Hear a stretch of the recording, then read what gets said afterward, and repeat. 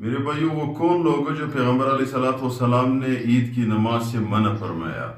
استغفر اللہ، بہت بڑی بات ہے کہ پیغمبر علیہ السلام لوگوں کو ترغیب دے رہے کہ بھئی آ جاؤ نماز پڑھو۔ پیغمبر علیہ السلام نے پوری زندگی امت کے لیے تکلیف اٹھا کر کے لوگوں کو نماز کے لیے کھڑا کر دیا ہے، لوگوں کو دین کے لیے لایا ہے، اور پھر پیغمبر علیہ السلام نے منع فرمایا کہ یہ لوگ میرے ساتھ نماز نہ پڑھے۔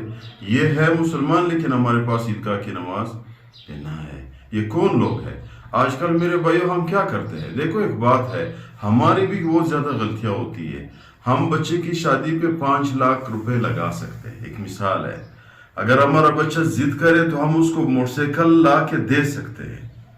اگر میرے بھائیو ہمارے گھر کے ساتھ کوئی پلاٹ بیچتے، ہم قرض لے کر کے پلاٹ لے سکتے ہیں۔ ہم بہت بڑے کام کر سکتے ہیں۔ ہم بچوں کی عید کی شاپنگ کے لیے بڑے مہنگے کپڑے لے سکتے ہیں، اور ہم اب عید کے دن بڑے ہوٹلوں میں کھانا کھا سکتے ہیں۔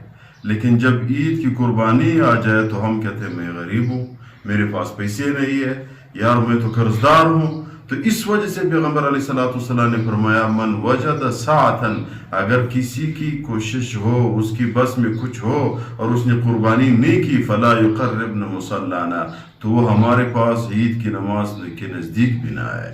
استغفر اللہ، بہت بڑی بات ہے میرے بھائیوں کہ رسول اللہ صلی اللہ علیہ وسلم نے ایک بندے کو منع کر دیا ہے۔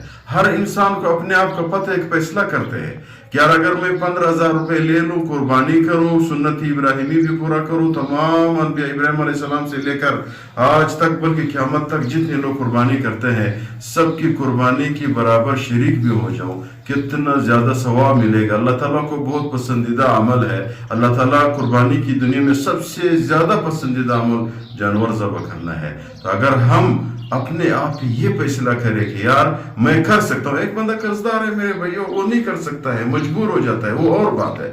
اگر بندے کی تھوڑا بہت وسعت ہو تو کوشش کرے کہ قربانی کرے۔ آخر میں گزارش کرتے ہیں کہ چینل کو سبسکرائب کرے تاکہ ہمارے حوصلہ افزائی ہو جائے۔